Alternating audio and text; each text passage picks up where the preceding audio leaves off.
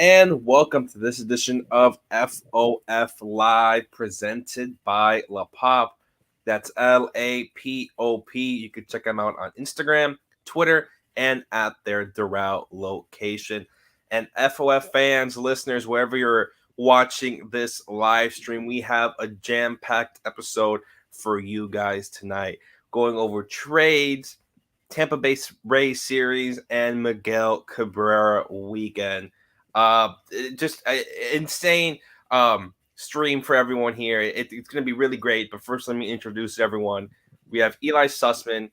We have our guest, Sean Millerick, and also Alex Carver, New York Met aficionado, Mr. Met, going in all the spaces, talking about that trade. But we're happy to have you, Sean. And are you ready to talk all things Miguel Cabrera and trades? Oh, absolutely. Yeah, it was up way later than I wanted to be last night. I'm reading over all the fallout from that trade. I'm writing about it myself, and always happy to talk Miguel Cabrera, one of my favorite Marlins. Yeah, it's going to be a really great stream for everyone. But I want to go ahead and first start about the news that broke last night with the Marlins trading for Mets reliever David Robertson. Happened right late at night. Everyone was shocked with this news. It got picked up really quick. Everyone was talking about it, reporting on it. But the Marlins have acquired David Robertson for Ronald Hernandez and Marco Vargas. We'll go a little bit more into what it means to the Marlins system-wise and trading those two players. We'll talk to that more with Alex Carver. But Eli, talk to me now about the immediate help it brings to the Marlins, bringing in a guy like David Robertson, who has a 2 ERA, 14 saves, and that veteran leadership to the clubhouse. Yeah, I might be a little biased because I grew up in a Yankees household, and so my dad was a big fan of Robertson 15 years ago when he was coming up with the Yankees. And since then, he's put together just an amazing career. It is among active relievers. He is simply one of the most accomplished guys in all of baseball, even though he hasn't been a full-time closer that entire time. For a lot of it, he has, especially recently, the last handful of years. And this is a guy also who's accustomed to getting traded at the deadline. He was traded to, I think, was it just last year at the deadline that he moved from the Cubs to the Phillies? So, That's and right. yeah, and even further back there from the White Sox, the Yankees both times made those moves in the middle of the season and had success with his new team. That's something very important, I think, that you look at here is a guy who has shown that he can handle these circumstances well and like keep it going with his new team.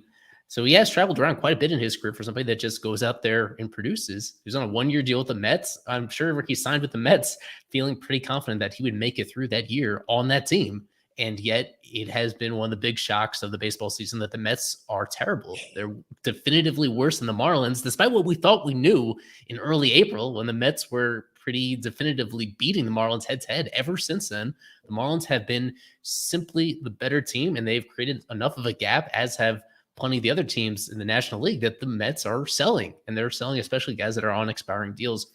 So it is a fascinating deal. I was worried when I saw the news that they would get bullied by Steve Cohen, that Steve Cohen would insist on eating all the money to get as strong a prospect return as possible for a guy that's on a $10 million salary and about 3.6, 3.7 still owed to him. I was pleasantly surprised that the Marlins ate enough money so that they still did give up a couple really interesting prospects, as Carver can touch on, but yet they kept away their very top tier guys. Most importantly, they kept their young pitching trade chips still all available in order to address other needs. So Robertson, he makes his team a lot better. We've been talking about their need for consistent right-handed relief work and high leverage innings, and that's exactly what you get with this guy. He misses bats. He gets out lefties. He gets out righties. He is just has such long track record. He's throwing harder this year than he has in recent years either. Surprisingly so for a 38-year-old. So he's aging so gracefully. And naturally, this guy was expensive. He's even as a rental. I think it was worth it. I think he pretty clearly makes this team better. And he's a player that if they are fortunate to get to October, he knows what all that is about. Yeah. Carver, you were on all the spaces talking up Hernandez and Vargas to Mets fans. But talk to us about what it means for the Marlins trading those two guys specifically. Yeah, sure. So I really do believe, and yeah, I was in a couple of Mets spaces last night because I was asked to be talking about what these players do and who they are. But we know them, and you know, a few of us know them. I'm sure Eli knows them. Danny, you as well. Sean, most likely as well. We all know them. These are two of the youngest and I believe most talented players in the minor league system, but it is long-term development. As Eli said, when this team is signifying themselves clearly as a seller, they're buying in with these two players, not to the next 1 year, not to 2 years, but at best case scenario, at least the next 3 years when it comes to these players that they could possibly make a major league debut at the earliest, which is, I would say, would be 3 years. But what I would say for these two young men is they were two of the main guys that stuck out to me in spring training on the backfields as guys that are just pretty far ahead of schedule with where they're at age-wise and with where they're at with their overall skill sets so far. So what do the Marlins lose in these two players? In Marco Vargas, I really do honestly believe that if he continued on, and if he does continue with the Mets on his current track of projection with where he already is, with how patient he is, with his bat-to-ball skills, with his ability to come by power via bat speed, doesn't have speed, but has very good base running instincts. I don't think he'll be a shortstop. I think he'll be a second baseman. I think he'll move off. I think the range is just not there for him to stick at shortstop. But with that being said, I think this is at least a 3-tool player, possibly a 4-tool player. And with what I believe is a 60-grade hit tool in the future, I really believe that this guy would have been, if he stayed with the Marlins at this time, at least next season, if not earlier, I think this guy would have been the number one prospect in the Marlins organization, with what they have in-house right now. So over Cleo Watson, over Jacob Berry, over guys that they drafted this year, I think this would have been, at least offensive-wise, I guess I should say, because, of course, you have great pitching, like Eli mentioned. But I really believe that this would have been the best offensive prospect in the Marlins organization. So that's what they lose in Vargas. Hernandez, very good offensively, does need to do a bit of work on defense. Can he stick as a catcher? I think so. He's a little undersized for the position still. MILB has him listed at like 5'11", 155. He's definitely a little bigger than that this year. I think he made some good physical improvements. He also showed in spring that he can definitely block and receive pitching pretty well. I think he can stick as a catcher despite being still a little bit undersized. But man, switch hitting catcher, you don't really find that very often. It's really cool to see that. And he can do it from both sides of the plate. So they also lose another good piece here that plays a premium position. They gave this guy over $750,000 when they signed him in Hernandez. Vargas got next to nothing. I think he got like 17,000 or something like that. He got literally nothing. So, yeah, they give up a guy that they invested a lot in terms of their international bonus pool with Hernandez. With Vargas, they just give up on a guy, or not give up, they give away a guy that is very, very far ahead of the curve. And I will tell you that speaking to people within minor league development and speaking to people in player development, they were very enamored with both of these players, but especially Vargas. So they give up on two players that they were very high on. And it sucks to see that. Seeing this picture on the screen hurts me to the core. I hate it. I don't like it, but I understand the trade. It is, I think, a mutually beneficial trade. And I think the Mets are going to be happy with these two young gentlemen that they got back. Before we go to the press box report, maybe Sean could take us briefly through the Uguth Urbina reference, just for people that aren't familiar about what the circumstances of that trade and who was involved in it. Well, Uguth Urbina was the big piece, the big splash at the 2003 trade deadline when the Marlins traded, just a little nobody in their organization, their top-ranked prospect, Adrian Gonzalez, first baseman, that time seemingly pretty blocked by Derek Lee, but we knew he was moving on. But yeah, they needed a closer for that team, and they moved Adrian Gonzalez, who went on to become Adrian Gonzalez, this prolific power bat for the San Diego Padres. But yeah, brought Urbina in to kind of lock down that bullpen. Was Urbina the best?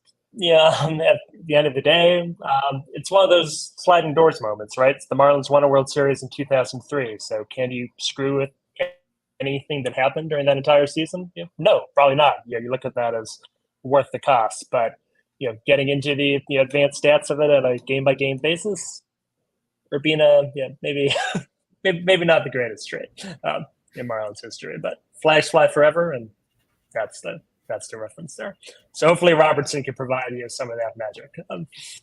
Other certainly one of the biggest name relievers that I can ever remember them acquiring at any deadline. Yeah, and I think it come to not coincidence, but no thought that the Marlins had to give up so much. If you just want to look at last year with David Robertson, I believe the Phillies had to give up one of their top 5 prospects, Ben Brown, going to the Cubs. So when you saw this trade, immediately you should think, the Marlins have to give up a lot for it. As you look at last year, the Phillies also had to give up probably one of their best pitching prospects, named Andrew Painter and Miguel. So you want a great reliever, you're going to have to give up a lot, and that's what David Robertson has cost for the last 2 years now. But I'll just say very quickly on this comment, Robertson, this is a rental in the truest sense. He's a pending free agent. I think they made this deal assuming that it's just going to be a rental. It changes the calculus a lot if you feel confident about bringing him back. But this is a guy that has been totally comfortable going from team to team to team to team the last 5-6 years, instead of opting for more long-term security. So we will see about that. But this is a Marlins team that just they've not been comfortable giving out big money to any individual reliever at all ever since Kim Ng took over. You could just look at the evidence of that. So it would be a big surprise to me if they brought him back. There's a lot of pressure to make the most of these next 2.5, 3 months, however long they have him. Yeah, absolutely, and that's the right mentality for them. Okay, this team needs to go for this right now. With this market, they need to be myopic, and it's fun to see them being this way. This is an exciting move at the end of the day. And speaking of exciting, let's bring in our number 1 top prospect here, Kevin Valhalla, to talk about the Miggy role. Not Miggy role. Oh, excuse me. Maybe in the future. Miguel Cabrera coming in on his weekend. Well, that'll be in the future one, all right? Kevin, we're going to have him there for Miggy Rowe weekend, all right? But Miguel Cabrera weekend with Kevin Valhalla. Talk to us about, what you're seeing, because we've seen the scenes there. We've seen the pictures. We've seen the tweets. That it looks like a madhouse over there, but talk to us what you see in person. When you go on the field, do you think it's like a playoff game with the amount of people that are on the field? It's hard to walk around. Whenever you see Miguel Cabrera, Daniel, on the field walking, he immediately gets hoarded by a ton of fans. It's really crazy. He had his press conference for about 20-25 minutes just talking to us about his emotions, how they are. He's very excited to be back in Miami. And he was just talking, man. He was great, and it should be a very fun weekend. There's a lot of not only Miguel Cabrera's here, but there's a lot more alumni. We saw Martin Prado, Omar Infante's here. Former bench coach James Rowson is here as well. We saw him on the field, and if you guys care, I know many do. Wes Helms is here too, so that should be interesting. And Kim Ng will be addressing the media. The best Venezuelan right there. Wes Helms. That's so random. I love Wes Helms. No knock on Wes Helms. That's so random. They have all these Venezuelans, and they're just, here's Wes Helms. I don't know, just kind of random, but whatever. and then, as you know, Kim's going to be addressing the media shortly, so we'll be hearing her thoughts on the Robertson and Jorge Lopez trade. Which, speaking of Lopez, we did speak to him today. He will be wearing number 52, last worn by Noah's buddy Anthony Bass, and he's excited. He is very excited to be in Miami. He mentioned, finally being able to be with Luis Ariz instead of having to face him. And he's played with his former teammate, Tanner Scott, I believe. And David Robertson is not here yet. He will be here tomorrow rocking the Sugar Kings jersey, as you can see on the screen. So, we have the sound bite, but I would say it again that the vibes are high. We walked into that clubhouse, and music was pumping. The guys were smiling. It really felt like this team, it feels backed up by the front office, making these trades, and it should be a really good series for Miami, and what is a must win. Tomorrow there should be around 30,000 people, just ballpark. That's what's been heard. I don't know exactly how many we'll get tonight. We'll probably get around maybe 20,000 would be nice. So obviously, and then today we have the pregame ceremony with Cabrera, which begins, I believe, around 6:15. All right. What else have you seen there, Kevin? We mentioned Robertson, Lopez, but what have you seen when you were on the field? How are the other guys on the Marlins maybe reacting to Miguel Cabrera? Anyone coming up to him? How was his presence being shown there at the stadium? That's you notice it. Whenever you see him, you're going to see a mob around him, and that's what it is, really. There's not much more than that. Obviously, he's going to get honored tonight and tomorrow, so we'll be seeing that 2-day ceremony. He's very excited about it. So yeah, this is Miguel Cabrera weekend. This is something that I think has been on everyone's calendar since the schedule came out last season, and we have arrived to this day, and it should be a good one. He will be playing in all 3 games, according to AJ Hinch. So expect him to get honored a lot. So yeah, he's going to get a lot of standing ovations. I believe they're doing something on Sunday, so we'll see what that is. They're doing something when he goes up to at that. I don't think we can share much more than that, but it should be a good one. Yeah, Miggy's going to be. I've probably DHing all 3 games, I would assume. Mm-hmm. Yeah, we have a brief video from the press conference, 20 seconds, if people want to hear a little bit from Miggy. It's a great honor to be here, to be back here. It's also, here is where I started. It's going to be my last year to play at least 2 or 1 game here. It's going to be also for me and my family, and hopefully I can do good, and hopefully we can win too. Yeah. That was to Craig Minervini. He's talking to Craig. Yeah. You want to go through injury updates really quickly? There's a lot of little things going on here. Anything that sticks out about this to you, Kevin? So, yeah, I guess we could start with Anthony Bender. He said he's feeling great, and that's verbatim great. That was what the injury report said. He continues to throw bullpens 20 to 25 pitches. Obviously, I guess 6 still, but another bullpen tomorrow. I believe at the Jupiter Complex it'll be. Max Myers doing his throwing program. Jonathan Davis was here. He was in very good spirits. He had a whole leg brace. Yeah, he spoke to Isaac. Very good mood. Very excited to be here back in Miami. He's going to do his, rehab here, and really that's about it. Garcia and Nardi continue their rehab stint at Jacksonville. Those guys should be hopefully back soon. I believe Skip said Tuesday for Nardi, so that's another great addition to this team. Those are some of the better additions you can make. You bring in a guy who has been probably the best reliever this season. You bring in Robertson, you bring in Lopez, and now you bring in Nardi via internal addition there. So great move there. Jazz did a workout. I saw him when I got here today. He was throwing with John Jay. Really, that's about it. Max Myers doing a throwing program. So good to see that. It was really nothing serious with Myers. Just got to build him back up. So nothing too crazy on the injury report. I guess the next one will definitely be the bigger one. And obviously, in that report, Robertson going to be here tomorrow.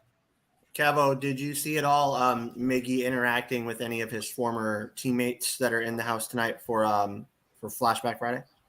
Not yet. It's been tough for him because obviously when you have a whole mob around you, it's not easy to do anything. You would assume that at some point, maybe pre-game, you'll get him to talk to them. You'll be able to speak to them, but yeah, it's kind of tough for Miggy to even do anything. He's had media all over him. Obviously, they did the press conference thinking that maybe media won't talk to him, but obviously that wasn't going to happen. Everyone's going to try to get their one-on-one with Miggy Cabrera for the final time here in Lone Depot Park. So it's been tough. Maybe he spoke to her eyes, I want to say. That's really about it. And he's just here. He wants to win. He wants to play.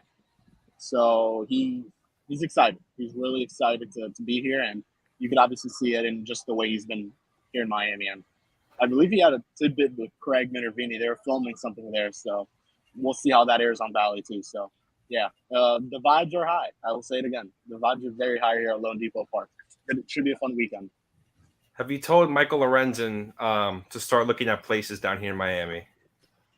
I don't know, man. I told him that the other dugout was right there, but he don't want to go yet. So really quickly, how are the other players looking at for the Tigers? We have to mention some other guys. You look at Torkelson, you look at Riley Green. Just how the other guys for the Tigers looking? Maybe Miami should be paying attention to this series.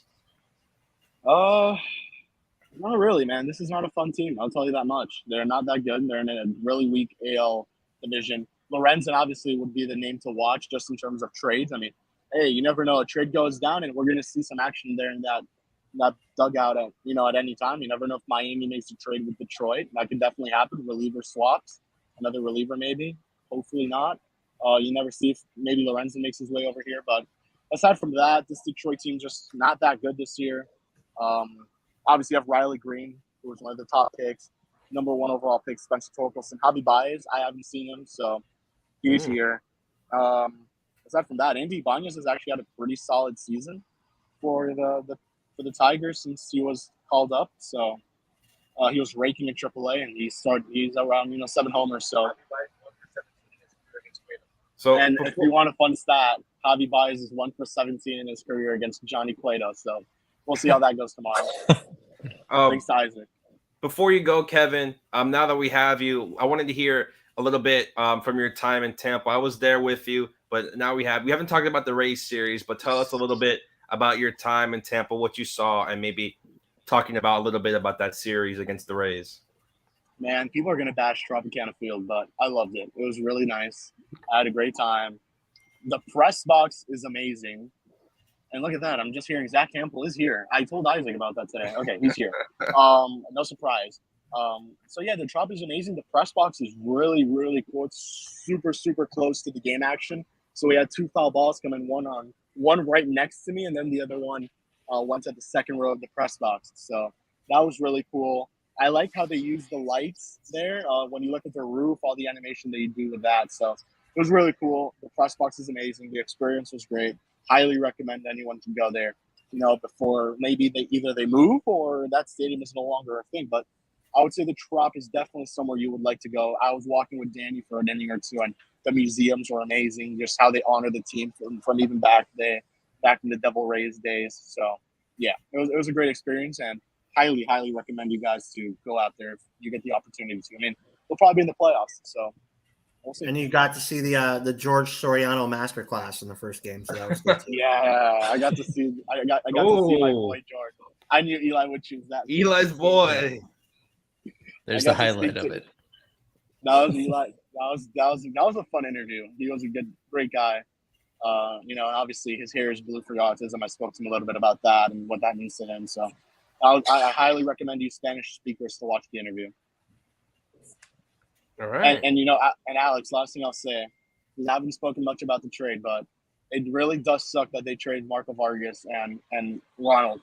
I thought I was, and I'm not going to say it hurts me to the core like you said like 20 minutes ago, but it really does suck that they gave up on such a young guy who I thought was going to be the top hitting prospect in the organization. And Ronald, who's a switch hitting catcher, and we've seen Andy Rodriguez kind of the latest example of a switch hitting catcher.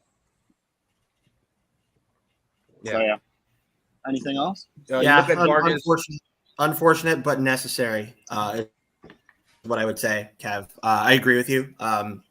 It just hurts because, you start to form a little bit of relationship connections. Like, I know DeVivo is really upset about this because Ronald is like his boy, like that's his guy. So, but yeah, it sucks. But yeah, and I agree with you. I said it before. This guy's going to be Vargas is going to be, I think, one of the top hitting prospects in, I believe, the Mets organization as well, and was going to be in the Marlins organization, I believe, if he continued doing what he's currently doing. So, yeah, I agree. It sucks, but it is necessary when you're trying to compete. So, I don't hate the trade, but I just hate losing these guys.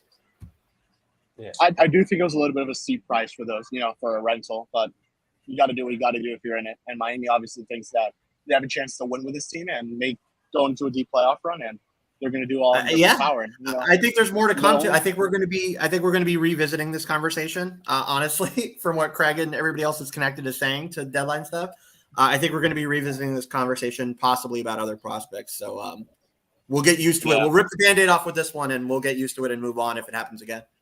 Yeah, you never know. They still have the top pitching prospects out there, and with Eder, obviously, I think that's the big one because you really don't know where the others stand. But Max Meyer is another name to possibly keep an eye out on, I would say. So we'll see. There's a lot to happen, and we still have until Tuesday, I believe. Tuesday. So Tuesday at 6 p.m. It is almost exactly 4 days until the deadline. Yeah. All right, guys. All right. Well, we'll have Kev see his prediction video later. that he filmed. But now we have a little bit of time to the break. Let's go ahead and go back in that Rays series, the Citrus series that we're just glancing over with Kev for a bit.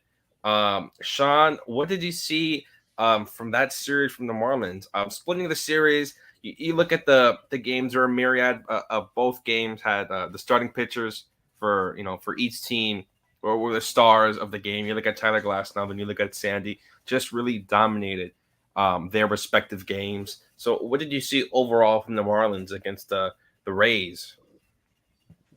Biggest takeaway for me was, just seeing that Sandy still had that in his arsenal. Last year you'd bet on Sandy every fifth start, every time, following a loss, tough game, unquestioned that he was going to go in and do what he did in this series against the Rays. This year, doubt was seeping in. It hasn't been the season we all expected from him, and then he gave a vintage 2022 Sandy performance. If Marlins are getting swept by the Rays, do they make the deal they made late last night? Probably still do. They're still over 500 off the field pushes there, but seeing Sandy do this makes you feel more confident about that turnaround that I think we've all been expecting to happen. Maybe this could be strung together into 2 starts like this, 3 starts like this, not necessarily 3 straight complete games, but 3 straight performances where that's the ace, that's the Sandy that we know and love. So that just seeing that he had this in his arsenal, can dial this up. And while the Rays have been struggling, still it's against the Rays, one of the best teams in baseball. If you're going to do this against the Pirates or the Royals or the A's or the White Sox, or that went through. This was a legit team with postseason aspirations of their own, and it was great to see. And then as for Glasnow in the other game, I think I own him in every fantasy league. So bad, rough for the Marlins, but silver lining. So to mention that game really quick, the other game that Sean didn't briefly mention right there with Glasnow, just to go to Cabrera, it's tough for Edward right now, and I know he's just getting back. I know he's been injured. I know there's things going on with him that it's not the greatest, right? But this was the first time ever in his big league career that he did not strike out a batter in a start. That's tough to see. I mean, it really is hard for me to still say that Edward can be a starting pitcher long term. I think this guy's going to be a reliever. I really do. I think this guy's going to move to the bullpen and be a reliever. I don't think that he can be a starter anymore. The injury history is there. Yes, I know it. We know he has good stuff. We know he can throw 97, 98, 99. Yes. But, man, when his breaking stuff is not good and when he's not controlling, it is real bad for this pitcher. And I think he would be better in shorter stints. So my opinion, and this is formally an opinion, would be that this guy should move to the bullpen long term. Whether that's this year, probably not. Next year, maybe. I think that this guy is more cut out for relief than starting pitching. I don't know if you guys have thoughts on that, but man, the walk rate is up. The strikeout rate is 27%, so it's okay. Ground ball rate is pretty good, but he's giving up hard contact. He's not controlling the breaking stuff. When he does control it, yes, he's very good. But when he doesn't control it, you just don't know what you're getting, right? And that's not something you can have when you talk about forming a rotation that you can count on every 5 days. I don't think you can count on Cabrera start to start. So that's an issue. Yeah, no, I'm aligned on that. Frankly, they need him in the rotation right now. But that could change within a couple weeks when they're comfortable bring Yuri back up as he's getting stretched out again. And if they make this trade for a starter, which I think is still a strong possibility that they're able to land a more experienced, more reliable starting pitcher, that transition could begin in a number of weeks potentially. The blister thing is just it's not a crutch really. Like it is kind of the final straw. This has repeatedly come up ever since he was called up in 2021. Again and again, I can count at least 4, if not more, separate starts that ended prematurely due to blisters. Some of them, it was like this, where this was the second inning, but there were others where it was after 4 innings where things were going really well, and then suddenly he lost control of his stuff, and they attributed to the blister. If simply throwing a certain number of pitches in one setting aggravates this and makes him less effective, then the way to mitigate that is by having him pitch 1 or 2 innings at a time so that it doesn't form again and he's able to like pitch as the best version of himself for whatever time that he is on the mound. This has been such a critical year for him, and all things considered, it's been a disappointing year where his best starts, he's had 3 really great starts, 2 of them against terrible non-competitive teams, and then 1 of them against the Cardinals, who themselves are not very competitive this year. And that's what makes it so frustrating, is that start against the Cardinals was a week ago, and he was awesome in that start when he was on the mound. But then you go the very next time out, and all of a sudden it's just a step back. It almost undoes like some of the enthusiasm we were having for him. So that's been the story for a lot of his major league career to this point.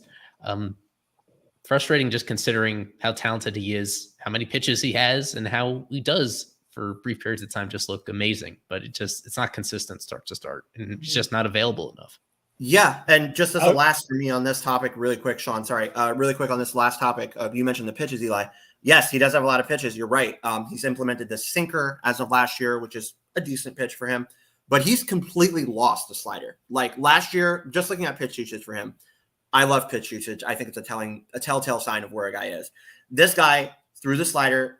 It's decreased every single year, and now he's at a career low for slider usage. And I thought that was a fantastic pitch for him coming up. It was a great pitch for him earlier in his career, and it was a good pitch for him last year. He threw it like 16% of the time. He's not even throwing that pitch 10% of the time. Like, he completely lost that pitch, doesn't have it. So that's really hurt him. Whether that's an issue with the blister, like you mentioned, that the way that he's gripping it, I don't know. That's a question you guys would have to ask. But losing that pitch for him has been, I think, a main thing because that was a really good pitch for him, and now he just doesn't have it anymore. So it sucks. It sucks to see, because I thought this guy had all the potential in the world when he was coming up, but it hasn't gone nearly as well as the Marlins would have liked. I was just going to throw out that overall, and for nearly 2 seasons now, I've liked the broad idea of making one of these young Marlins starting pitchers, making them a reliever. And I think my opinion on who that should be has probably changed every month since opening day 2022. Who should fill that spot? But I was also just going to add, I imagine that that the next 4 days might be very telling in what some of those future plans are. But I mean, if we see a couple other moves are made, if they move on, if they move a Fulton and Eder or Meyer, in one of these trades, I think that makes it more likely that then Cabrera is just going to be that yin yang, a high upside, sometimes bust number 5 starter. If they hold on to some of these names, and then maybe that's more flexibility to get creative with Cabrera, either later this year or next. Yeah, so I think with that, we're going to go ahead to our break. And when we get out of the break, we're going to talk about the Jorge Lopez trade, Miguel Cabrera weekend, and maybe some more trades the Marlins can make to the deadline. So stay tuned.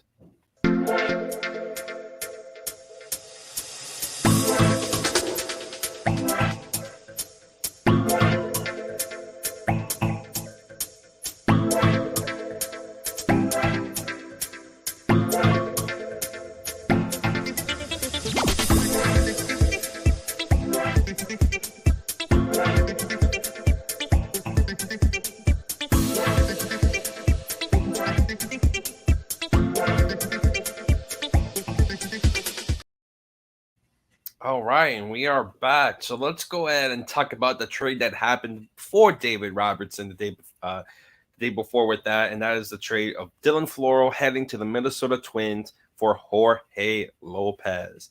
Jorge Lopez is having a down year with the Twins since being traded, I believe, last season from Baltimore, where he was an all-star, to Minnesota, and since then has not been the same player that he was that first half of 2022, being traded for Floro. So just reliever who are having down seasons trade for both teams. Eli, talk to us about maybe what fans, if they don't know Jorge Lopez, what should they expect from him, and maybe the type of role he's going to have with the team. I mean, both of those are like the most difficult to answer questions, what to expect and the role he's going to have, because he's been pitching like a guy who really shouldn't be in high leverage situations. He's having a very disappointing year in although is very different from Floro, they do have something interesting in common in that both of them were lights out for most of April. I think Lopez had a 0 ERA for the first full month of the season, and then from there things unraveled extremely quickly for him. His control it's always been a little bit shaky, in some cases more than shaky, and then this year it has gotten even worse, especially in terms of hit by pitches. He's already hit 7 guys in 30 innings or so. So that kind of has added a lot of traffic on the bases. And that combined with allowing a few more home runs. And probably the biggest thing is the lack of swing and miss. His strikeout rate is down from about 27% to 17%, to go from well above average to almost just as much below average in a single season, when you still have this mid to upper 90s fastball, when you still have 5 different pitches overall. He has a surprisingly deep pitch mix for a reliever, using all 5 pitches at least 13% of the time. I think this is it for Lopez. Yeah, there it is. And so he has been genuinely bad this year, whereas with Floro, it's more complicated. With Floro, he was a guy that seemed kind of unlucky this year. It's never a question of whether he's going to throw strikes, but he just had such bad results when he threw strikes this year. So many balls in play that just turned into hits on him. So it's a different story, where with Floro, the Marlins put him in these big situations. And as the season went on, so many of those went awry just because it was easy for guys to put balls in play against him. And I think they understood that he was probably going to be better late in the year than he was to this point in the season. But with Lopez, they're chasing the upside because, as you mentioned, he was an all-star just a year ago. He was fantastic for the Orioles at the time. And even earlier this year, he was. And they feel like the upside is higher, that if they do get him straightened out, if they make whatever minor adjustments they need for him to miss more bats, then he can be better than even Floro ever was. And then ultimately, that year of control for next year is very important. Floro was a pending free agent, and with Lopez, he still has 1 more year of club control via arbitration. So they see him at the worst case scenario as, if they have an entire offseason to handle things, then they could get him straightened out next year, a big part of their team. And ultimately, I think the biggest factor here was the unrelated trade, which in my opinion is very related, the Robertson trade, where they needed a impact, trustworthy right-handed reliever stud. And they're not betting on Lopez to be that guy. They're betting on David Robertson to be that guy. So I think they knew that they had a trade lined up for Robertson when they made this trade, and that he was going to go to the top of the pecking order. And so it's a question of, who do you want as this middle relief guy? And they would rather, chase the upside of Lopez figuring things out in that role, rather than knowing what they have in Floro and not really being all that enticed by it. So they're chasing the upside because I don't think they're expecting very much of him in the first place. They're hoping for the best. I think they have some ideas at how to bring out the best in him. But the bottom line is, this is a project. This is an interesting midseason project for Mel Stoudemire Jr. and his staff. And he probably has some ideas about how to bring things out of him. So it'll be fascinating to figure it out on the fly. Just don't put big expectations on him right away. I think the main thing, Danny, in researching this player, and I agree with what Eli just said, what I think really has been the difference, like researching this player over the course of the last couple of days, I think the main difference for him this year, from last year, this year, who is this guy at his core? He's a power sinker baller. That's what he is. He throws a sinker a lot. He throws it at 95, 96, 97. That's the player that he is. Last year, he threw that pitch a lot more often than he is this year because he had better control of it. And he was okay last year, I would say. Actually pretty good last year. This year, it has not been good this year for this player, and he's going more to the slider. Ground ball rate is down. Line drive rate is up. So players are hitting the ball harder off of this player because he doesn't have the control that he needs, as Eli said, over that sinker. He can't bury it in the zone. He can't get ground balls. That's going to hurt this kind of player. And then through that, of course, your K rate's going to go down. Walk rate's going to go up. Like, all that stuff happens. But I think at the core, what he really needs to figure out is he needs to re-amplify that sinker, right? Really use that pitch to his advantage, get the ground ball rate back up, and then go to his secondaries. He has a lot of them, as Eli said. But his most used pitch over the course of his career has been that sinker. So he really needs to get that pitch back, command it as best as he can. And I think he's in good hands with Mel Stoudemire Jr., as Eli just said as well, to try to re-amplify that pitch. This is definitely a good spot for him to be in. I know he's also had issues from what I've read about this player. He's had issues with mental health. He's had issues with stuff like that. So a fresh start for him in a much different place from Minnesota to Miami. I think this player's in a good position. I would also temper expectations, but he's not going to be in the position, as Eli said, to pitch those, huge high leverage innings. They're going to give this guy time and the time that he needs to get back to what he was. So I think it's a good project for the Marlins to have, especially at the expense of Dylan Floro.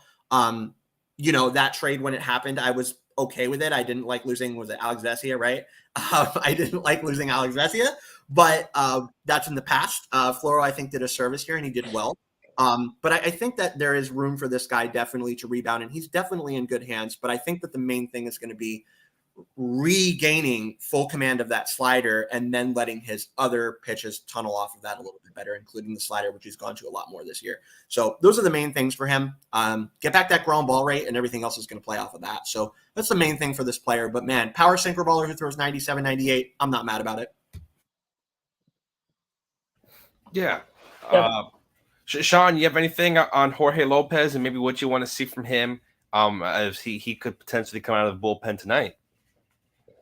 With this deal, and I think just the main thing that jumped out to me again was that year of control. And if you're I'm kind of with these kind of moves, I'm locked in on the 2023 Marlins, and for them, I kind of still in the back of my brain, I'm thinking initially, maybe Floro would have found himself. Lopez looked good for stretches in 2022. There was about half of 2023 where Dylan Floro looked pretty good. And I don't know if I can really say that of Jorge Lopez. But I certainly think Mel can fix him, but I view it as something where I 110% trust Mel to fix him by 2024. I think the Marlins may have invented a way perhaps to get and other teams Marco Vargas at the 2024 trade deadline if Mel does fix them and turns him back into that all-star reliever for him. But I would imagine it would take a little bit, but to the point that it's not like Dylan Floro was getting the 8th or the 9th anymore anyway. So I mean I see it as that play for upside, but in terms of being great in 2023, I don't know if they'll be fixed that quickly, but I would love to be wrong on that. And if anyone can prove me wrong, it's Mel Stoudemire. Yeah. Well, all right. With Dylan Floro, Eli, what are the Marlins missing by letting him go? Is this maybe the right player the Marlins should have traded to get Jorge Lopez? And overall, maybe how was this maybe, I don't want to say brought out, but maybe compared to maybe the other trade with Robertson, getting rid of Floro? How do you think that's going to fit with Miami? Do you think they're losing a lot with by trading Floro? I should say maybe another part of this also is the emergence of George Soriano as yet another right-handed reliever option. He's been great. He's been really great. He's not accustomed to pitching high leverage situations. You don't know what you're getting with that. And yet, he's a guy that he's they'll have to make some interesting decisions now when they bring in Robertson tomorrow and then Andrew Nardi back from the IL just a few days later. But with Soriano, whether he gets sent down initially for a moment or not, I mean, he is somebody that looks like he could be a big piece of this as well. He's obviously under control for a whole lot longer. So with him, I think that's yet another factor where Floro, what he does is his precise command is so unusual for a reliever.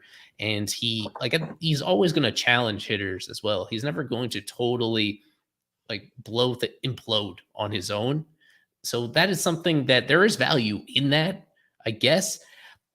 But I don't know if they're going to miss him all that much. And the fact that he is a pending free agent, that made it easier as well. So the most important thing, as I touched on, is getting Robertson, getting an adult in the room in terms of the right-handed relievers, somebody that could really move the needle for them in that respect. And so once they had that lined up, this is more understandable, but yet also, the emergence of somebody like Soriano and even that confidence that Andrew Nardi is now on the precipice of returning, just feeling like they have a deep bullpen as it is at this moment. It made Floro more expendable. This is an opportunity to flip a pending free agent for a little bit of value.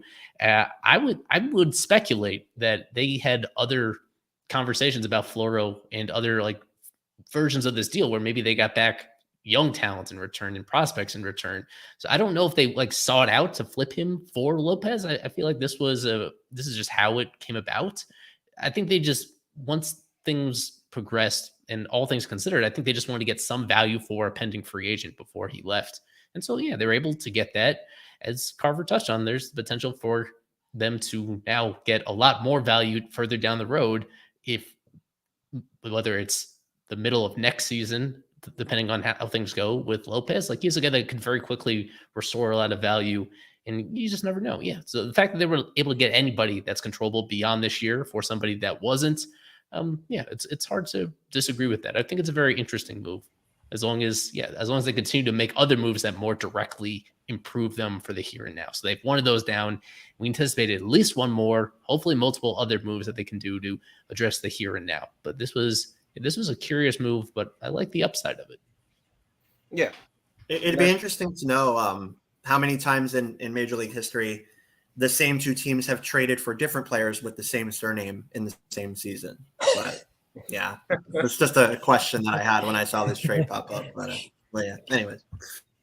I think with that, it's a great time now to go ahead and talk about this series preview up against the Tigers. Miguel Cabrera weekend, all important weekend for his fans, for South Florida, and for the Marlins organization, to give him his flowers. This is his final season and his last time here in Miami. So I wanted to ask all three of you. I want to go one by one before we get into the series. I want you to tell me let's say maybe your fondest memory of Miguel Cabrera, maybe the biggest memory you have of Miguel Cabrera in a Marlins uniform. So we'll start with you, Eli. The popular place to start to me is the home run off of Clemens in the 2003 World Series. I think I may have the gif of that lying around somewhere from that 2003 World Series. He was this it, or this may be another moment from it? I think that was a separate moment from that 2003 World Series. But yeah, the home run off of Clemens in the 2003 World Series as a rookie. And that's the thing, even though he wasn't here, as long as they would want him to, he made so much. He squeezed everything you could have wanted over those 5 years as a Marlin. In his rookie year there, and then every single year after that, he was an all-star for this team in the middle of that lineup. So, I go back to that very first season with him, and it is just astonishing the numbers that he put up. Even though he was barely scratching the surface of who he was going to become. You could say he didn't even fully get into his prime until after he left. But yeah, the overall numbers that he did put up were still pretty terrific, and the kind of numbers where you could argue, as Joe Frisaro did on our pod, Fish Unfiltered earlier today, you could argue that he was the best player that this team has ever had for the time that he was here, like a consistent 4 or 5 win player, as a guy that relied so much on his bat.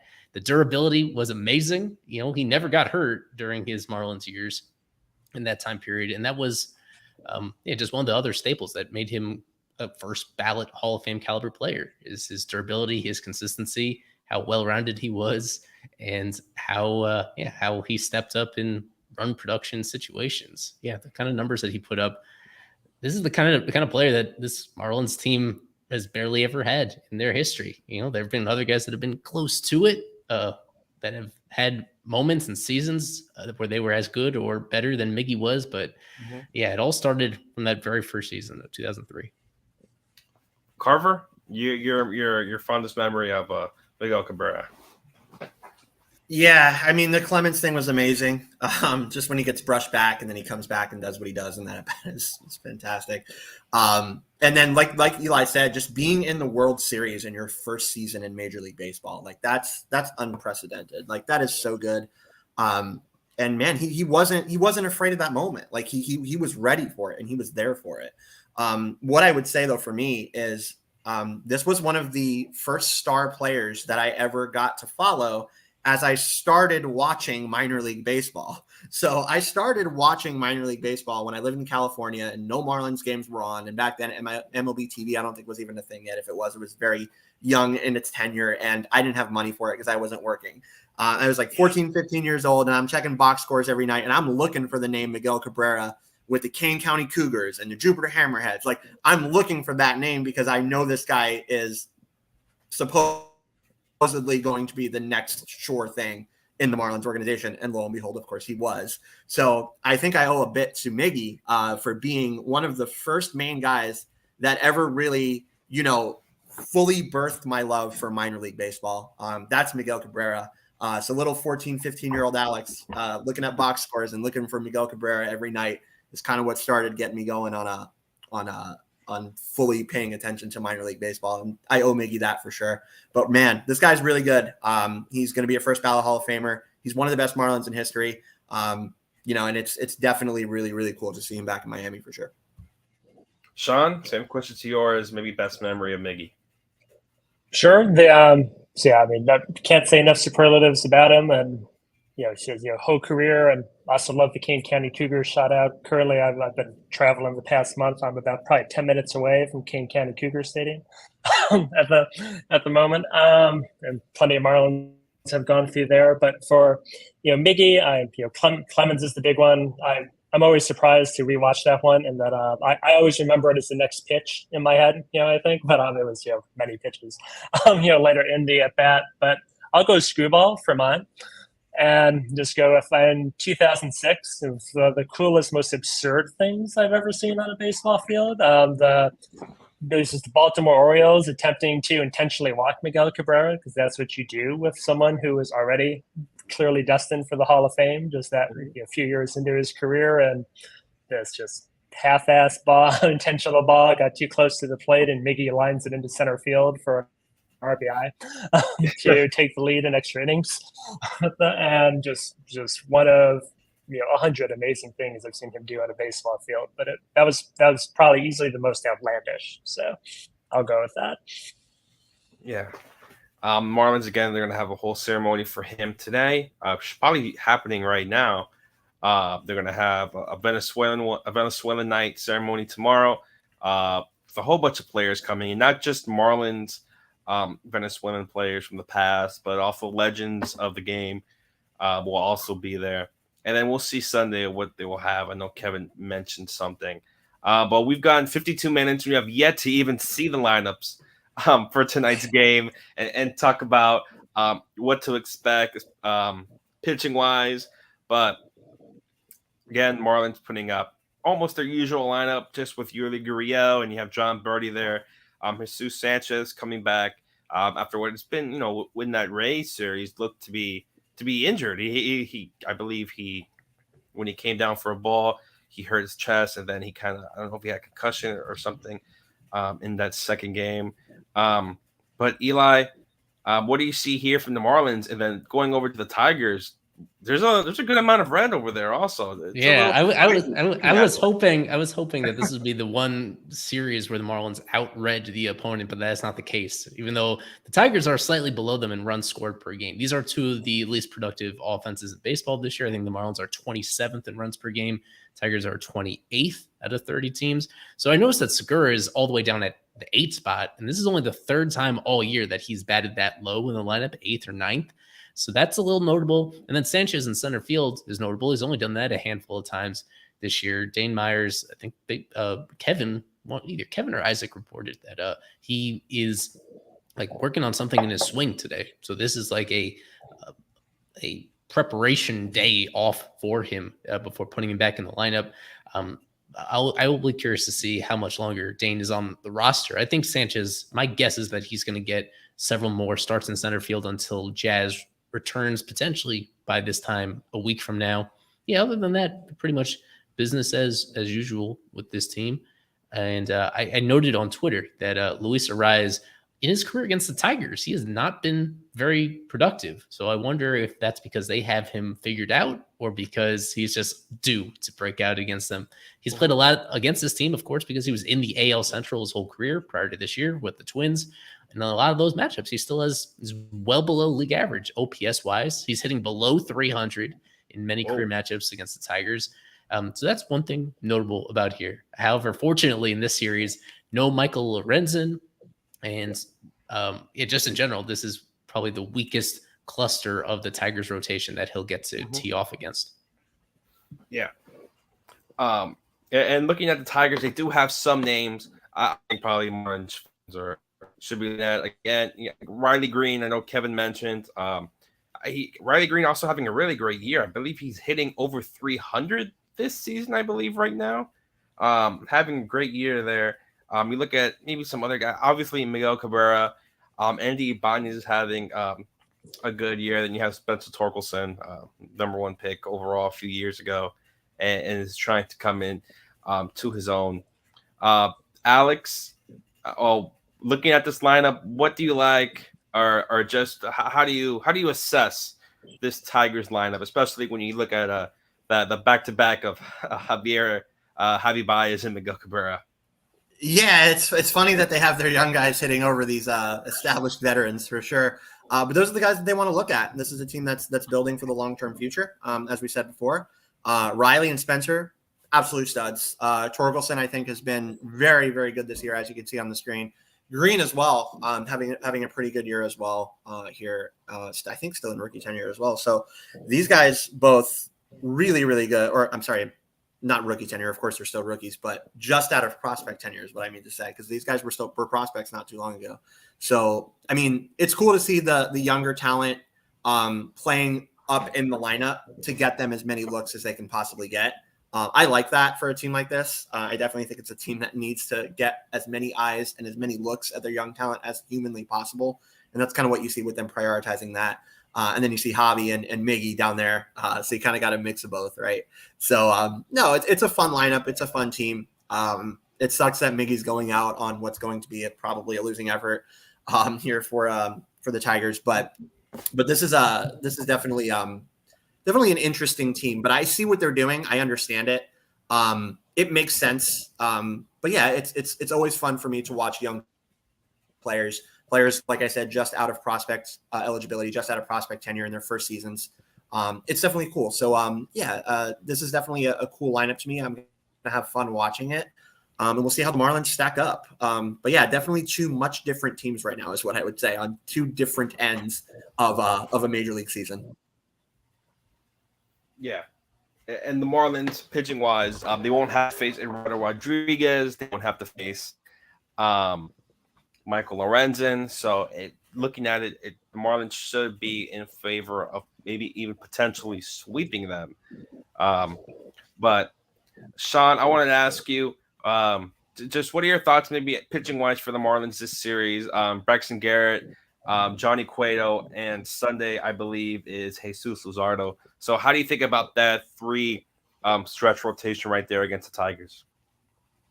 Yeah, I mean, obviously you'd feel better about it if Sandy was in the mix for those 3 as you would against anyone. But I think the Marlins have banked the capital this season that if they're the team that we think we all still believe they are and have shown themselves to be this season, that they'll take advantage of one of the last remaining chinks in the schedule, up ahead to pick up the wins here.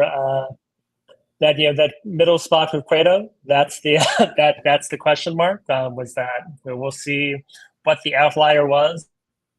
I'm worried that was the outlier, so that gives me a little concern about the pitching matchups in this series, just because I do like Tariq Skubal a bit, and he goes on Sunday. That it's there's been a little Jekyll and Hyde with which Jesus Luzardo you get as well. But I think so. I would imagine there'll be some high scoring games in this series, but I'll trust Brax. Think he's earned that to right the ship a bit against his lineup tonight, and that the Marlins will pull something off, probably thanks to their revamped bullpen over the following 2 games and get it done. Very curious to see what Cueto is. That's what I'll be watching the closest this series. I have no idea.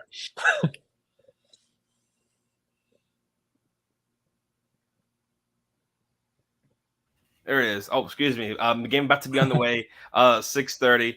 So I believe there's a perfect time to go ahead into predictions. So Eli, take it away. This is prediction time. It's time. All right. As always with prediction time, you go for the Marlins, Tigers, sweep, 2 games, and your MVP could be from either team, hitter, batter. Anyway, as we're looking at it here, looks like a lot of Marlins, or I think it's all Marlins. It's all everybody, everybody, and there's even one that I left off here. That one was Marlins sweep as well. So that makes you a little worried. I think this is I feel like this has happened, I think, once before relatively recently when going into perhaps the Rockies series, which they did not win. I don't know. I think Carver was one of the few actually on that one that said the Rockies won. I'm trying to remember exactly. But there have been other cases where people get overly excited for a team that, has not won a series in quite a while. They split the series against the Rays. They didn't win it. They just split it. And they picked up one win against, who was that? Lost the Cardinals. Colorado. They've not been, just on one against the Rockies. That final game, barely. They've not been playing well. I just want people to be aware of that. Even though it feels like the vibes are good and the team is getting better and making additions and getting healthier, they've not been playing well since the All-Star break. One of the coldest teams in baseball since then. But then again, the Tigers themselves are pretty underwhelming. So I think that is what is on top of people's mind, that the Tigers are out of it and that they don't want to win games. So we'll see how that actually goes. All right, Eli, do we have a video to share before we head to our thank you for reminding me. Yes, we do, from Kevin and Isaac on the field. All right, we are here from Loden Depot Park, Miami Marlins versus the Detroit Tigers, 3-game set. Miguel Cabrera weekend. Isaac, what's your prediction? I believe the Marlins will take 2 out of 3, and I'm going to go ahead and say that Luis Ariz will be MVP. All right, I'm going to go Marlins take 2 out of 3, and I'm going to go Jesus Luzardo as the series MVP. So back to you, Eli. All right. Well, the optimists over there on the field, but we're going to start off. Kevin's not here to lead us off. Alex Carver. Well, I'm going to go with the most unprecedented and unpredictable choice ever here for MVP in a second, but I will also say that the Marlins get 2 out of 3. And my MVP pick, wait for it and drum roll, Gene Segura, MVP. All right, that's a first for Alex. Eli. I had the Marlins winning 2 out of 3. I'm nervous for this one because he's the most popular MVP pick, Luis Ariz. It's the easy answer, but sometimes the easy one is the right one. I think he's due to really go off against the Tigers, get his average back into the 380s. All right, I'm going to go with myself here. Again, I'm going to go with everyone else, say the Marlins take it 2-1. And my MVP, I'm going to go with Jeezy, Jesus Sanchez. Batting cleanup, I think he's going to launch a home run and really show his value there in center field. Sean. All right. Well, game theory is telling me to pick on the Tigers, but I'm going to say the Marlins will win as well. They'll win 2 games out of 3, but with a little nod to that theory, and just because I'd love to be right, I'm going to pick Miguel Cabrera as the series MVP. Ooh, turning back the clock for Miguel Cabrera there. But for everyone watching, this is FOF Live presented by La Pop. For myself, for Eli, for Alex, for Sean, for Kevin and Isaac at the ballpark. Again, FOF Live presented by La Pop. Go Fish.